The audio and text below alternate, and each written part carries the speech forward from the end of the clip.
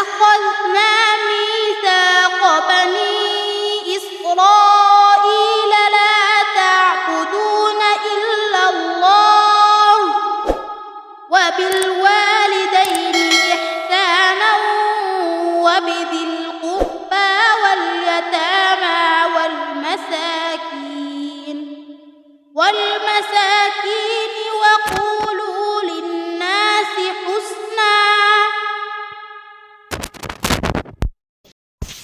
ইরশাদ হচ্ছে, আর যখন আমরা বনু ইসরাইলের কাছ থেকে এরূপ অঙ্গীকার নিয়েছিলাম যে তোমরা আল্লাহ ব্যতীত কারোর দাসত্ব করো না, কারোর গোলামি করো না, এবং পিতামাতা, আত্মীয় স্বজন, ইয়াতিম ও অভাবগ্রস্তদের সাথে সুন্দর আচরণ করো ও মানুষকে উত্তম কথা বলো।